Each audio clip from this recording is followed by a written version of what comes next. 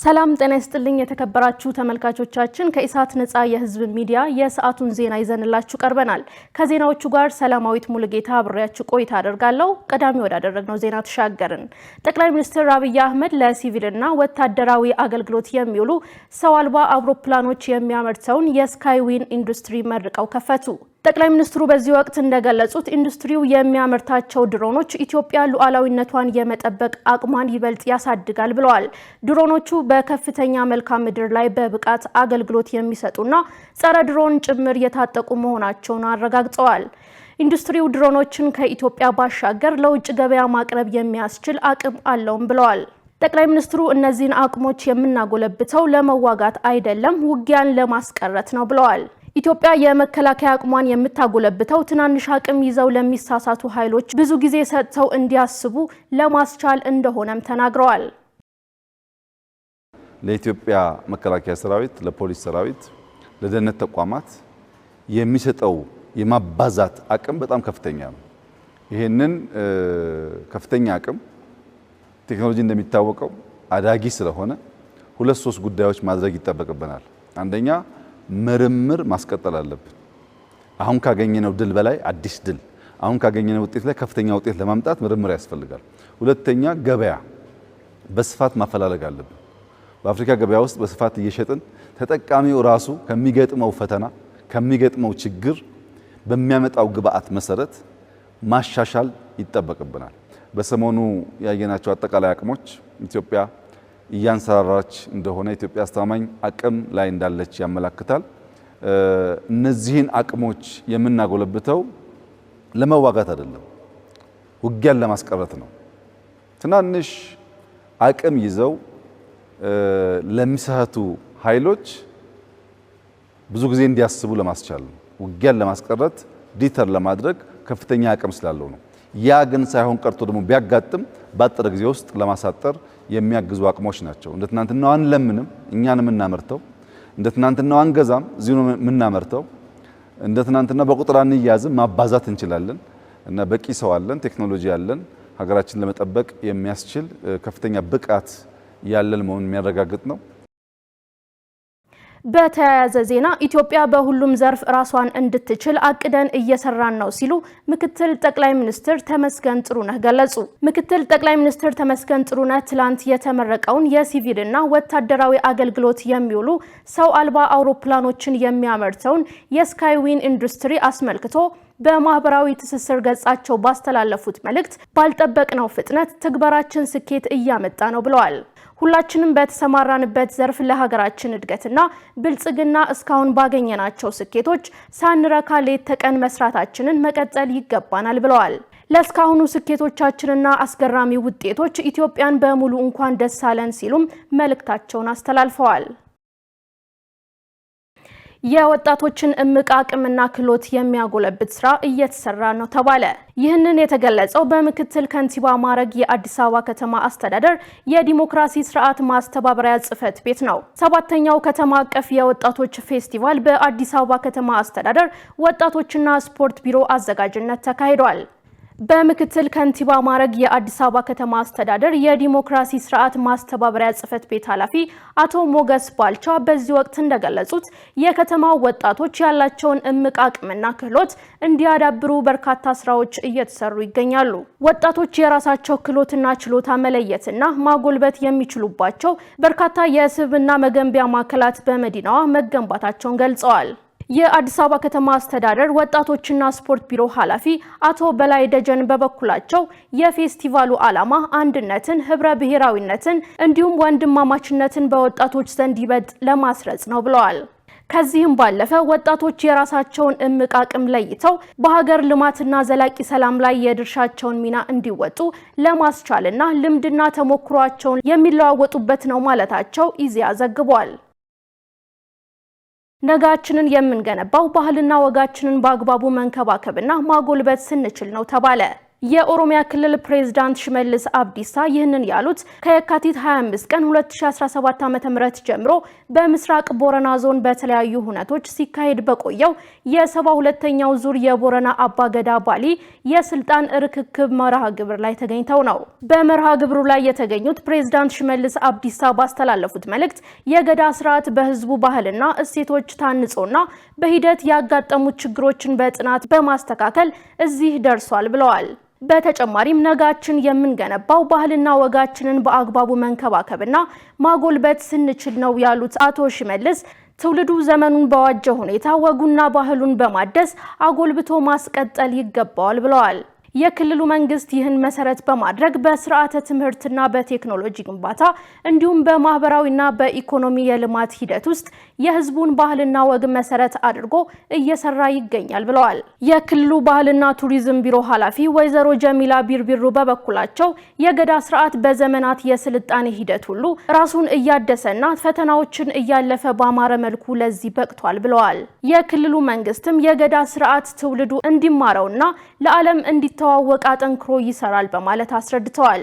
የምስራቅ ቦረና ዋና አስተዳዳሪ አቶ አብዱራዛቅ ሁሴንና የቦረና ዞን ዋና አስተዳዳሪ አቶ አብዱሰላም ዋሪዮም የቦረና ህዝብ የገዳ ስርዓት እሴቱን ጠብቆ ከትውልድ ወደ ትውልድ እንዲተላለፍ ያስቻለ ህዝብ ነው ማለታቸው ኢዜአ ዘግቧል። ቀጣዩን ስልጣን የተረከቡት 72ኛው የቦረና አባገዳ ጉዩ ቡሩ ጉዩም ለሚቀጥሉት 8 ዓመታት በመሪነት ይቆያሉ ተብሏል። በየካቲት አጋማሽ በኢትዮጵያው ዳሰነችና የኬንያ ቱርካና ጎሳዎች መካከል በተፈጠረው ግጭት ሳቢያ 13 የዳሰነችና 38 የኬንያ ቱርካና ጎሳ አባላት እስካሁን የደረሱበት እንዳልታወቀ ተገለጸ። የኬንያ ቀይ መስቀል የፍለጋ ቡድን እስካሁን የ3 የቱርካና ጎሳ አባላት አስክሬኖችን ብቻ ያገኘ ሲሆን 66ቱን ሰዎች ደግሞ ከተሸሸጉበት መታደግ እንደተቻለ ዘገባዎች አመልክተዋል። የኬንያ የፍለጋ ቡድን በዳሰነች ወረዳ ውስጥ ፍለጋ እንዲያካሄድ ቀደም ሲል ፈቃድ መሰጠቱ ይታወሳል። በአካባቢዎቹ መካከል የሚከሰቱትን ግጭቶች ለመግታት የኬንያ መንግስት ተጨማሪ የጸጥታ ኃይል በአካባቢው ማሰማራቱን ዋዜማ ዘግቧል። በኤሌክትሪክ አገልግሎት ላይ ምንም አይነት አዲስ የታሪፍ ጭማሪ እንዳልተደረገ የኢትዮጵያ ኤሌክትሪክ አገልግሎት አስታወቀ። በአንዳንድ የመገናኛ ብዙሃንና የማህበራዊ ሚዲያ ትስስር ገጾች ከሚያዝያ ወር ጀምሮ አዲስ የታሪፍ ማሻሻያ ተግባራዊ ሊደረግ እንደሆነ ተደርጎ እየተሰራጨ የሚገኘው መረጃ የተሳሳተ መሆኑ ተቋሙ ገልጿል። ተቋሙ ከመስከረም 2017 ዓ.ም ጀምሮ ለ4 ተከታታይ ዓመታት በማህበረሰቡ ላይ ጫና እንዳይፈጠር በየሩብ ዓመቱ ተከፍሎ ተግባራዊ እየተደረገ የሚገኘውን የታሪፍ ማስተካከያ ከማስፈጸም ውጪ አዲስ ተግባራዊ ያደረገው የታሪፍ ማሻሻያ አለመኖሩ ከተቋሙ ማህበራዊ ትስስር ገጽ የተገኘ መረጃ ያሳያል። የአዲስ አበባ ከተማ አስተዳደር ካቢኔ በከተማዋ ጎዳናዎች ላይ የሚካሄዱ መደበኛ ያልሆኑ ንግዶችን በስርዓት ለማስተዳደር የሚያስችለውን ረቂቅ ደንብ ተወያይቶ አጸደቀ። የአስተዳደሩ ጸጥታ አካላት በከተማዋ የፈጣን ምግብ ሽያጭን ጨምሮ በጎዳና ላይ የተለያዩ ንግድ በሚያካሂዱና በአነስተኛ ገቢ የሚተዳደሩ ዜጎች ላይ የኃይል እርምጃ ይወስዳል የሚል ቅሬታ ሲቀርብባቸው መቆየቱ ተመልክቷል። የአስተዳደሩ ካቢኔ በስብሰባው በከተማዋ የምሽት የንግድ ቤቶችና የትራንስፖርት አገልግሎት መስጫዎችን የአገልግሎት ሰዓት ለማራዘም የተዘጋጀውን ረቂቅ ደንብ ማጽደቁንም ዋዜማ ገልጿል። በአርሲ ተራሮች ብሔራዊ ፓርክ ጥር 29 ቀን 2017 ዓ.ም የተቀሰቀሰው እሳት እስካሁንም ድረስ አለመቆሙ ተገለጸ። የፓርኩ ጽሕፈት ቤት ኃላፊ አቶ መሐመድ ቲፎ እንደተናገሩት ለእሳቱ ቃጠሎ መከሰት መንስኤ ናቸው ተብለው የተጠረጠሩ ግለሰቦች ተይዘው ጉዳያቸው በሕግ እየታየ መሆኑን አስታውቀዋል። በኦሮሚያ ክልል ከሚገኙት 6 ፓርኮች ውስጥ አንዱ የሆነው የአርሲ ተራሮች ብሔራዊ ፓርክ በኢትዮጵያ ውስጥ ብቻ የሚገኙት የሚኒሊክ ድኩላ፣ የደጋ አጋዘን፣ ቀይ ቀበሮ እንዲሁም የሌሎች እንስሳት መኖሪያ መሆኑ ተመልክቷል። በፓርኩ የእሳት አደጋ ሲቀሰቀስ በዚህ ዓመት ብቻ ያሁኑ ለሁለተኛ ጊዜ ነው ተብሏል። ከጥር 9 እስከ ጥር 22 በቆየው የእሳት ቃጠሎ ከ200 ሄክታር በላይ የፓርኩ ክፍል መቃጠሉን አቶ መሐመድ ገልጸዋል። እስካሁንም ሙሉ በሙሉ ባልጠፋው የእሳት ቃጠሎ ጉዳት የደረሰበት አጠቃላይ የፓርኩ ክፍል ምን ያህል እንደሆነ በውል እንደማይታወቅ መግለጻቸው የኢትዮጵያ ኢንሳይደር ዘግቧል። በትግራይ ክልል የቀድሞ ተዋጊዎች ወደ ማህበረሰቡ የመቀላቀል ሂደት በሚቀጥሉት ጥቂት ቀናት እንደገና እንደሚጀመር ተገለጸ። የብሔራዊ ተሃድሶ ኮሚሽን እንደገለጸው ቀደም ሲል የተጀመረው በክልሉ የሚገኙትን የቀድሞ ተዋጊዎች ትጥቅ አስፈትቶ በማሰልጠን ወደ ማህበረሰቡ የመቀላቀልና የማቋቋም ስራ በአንዳንድ የቴክኒክና ፖለቲካዊ ምክንያቶች ተቋርጦ ነበር። የቀድሞ ተዋጊዎች ወደ መደበኛ ህይወት የመመለስ ሂደት እንደገና እንደሚጀመር የተገለጸው የኮሚሽኑ ምክትል ኮሚሽነር ብርጋዴር ጄኔራል ደርቤ መኩሪያው በመቀሌ ከተማ ከትግራይ ክልል ጊዜያዊ አስተዳደር ምክትል ፕሬዝዳንት ሌተናንት ጄኔራል ታደሰ ወረደ ጋር ከተነጋገሩ በኋላ ነው። የትግራይ ክልል ጊዜያዊ አስተዳደር የሰላምና ጸጥታ ካቢኔ ሴክሬታሪያት ኃላፊ ሌተናንት ጄኔራል ታደሰ ለሂደቱ መሳካት ክልሉ አስፈላጊውን ድጋፍና ትብብር እንደሚያደርግ መግለጻቸውን ከኮሚሽኑ ያገኘነው መረጃ ያመለክታል።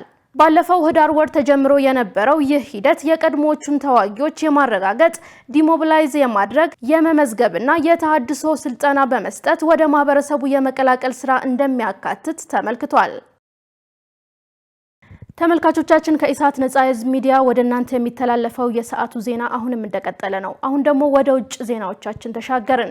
ደቡብ አፍሪካ ከአሜሪካ ጋር ጠቃሚ ባልሆነ የውዝግብ ዲፕሎማሲ ውስጥ መግባት እንደማትፈልግ አስታወቀች።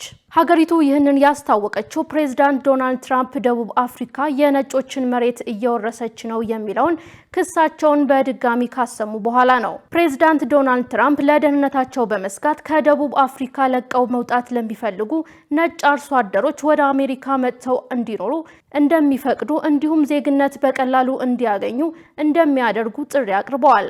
ቀደም ሲል ደቡብ አፍሪካ ዶናልድ ትራምፕ አዲሱን የሀገሪቱን የመሬት ሕግ በአግባቡ አልተረዱትም ስትል አቋሟን ገልጻ የነበረ ቢሆንም አሜሪካ አዲሱን ሕግ በመቃወም ለሀገሪቱ ትሰጥ የነበረውን የገንዘብ ድጋፍ አቋርጣለች ሲል ቢቢሲ ዘግቧል።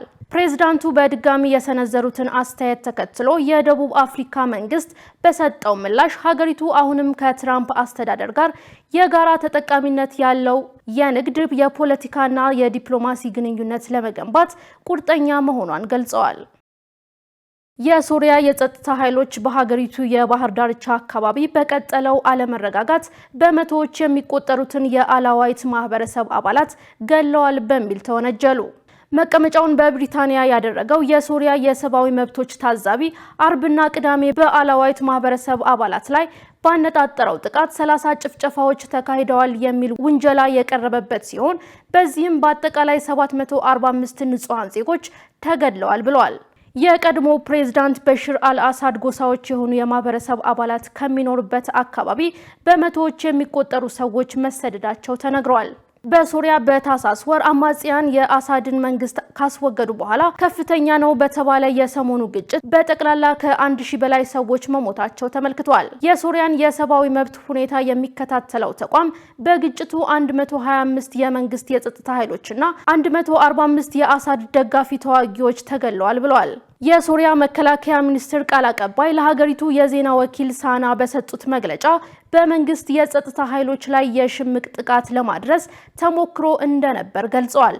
አሁን ግን በቁጥጥር ስር መዋላቸው አስረድተዋል። ከዚሁ ጋር ተያይዞ የሀገሪቱ የወንጀል ቅጣት አወሳሰን መሰረት ማሻሻያ ሊደረግ ነው ሲል ቢቢሲ ዘግቧል። ተመልካቾቻችን ከኢሳት ነጻ የህዝብ ሚዲያ ወደ እናንተ ሲደርስ የነበረው የሰዓቱ ዜና ተጠናቋል። ከዜናዎቹ ጋር ሰላማዊት ሙሉጌታ አብሬያችሁ ቆይታ አድርጌያለሁ። ከቀሪ የኢሳት ዝግጅቶች ጋር ሰላም።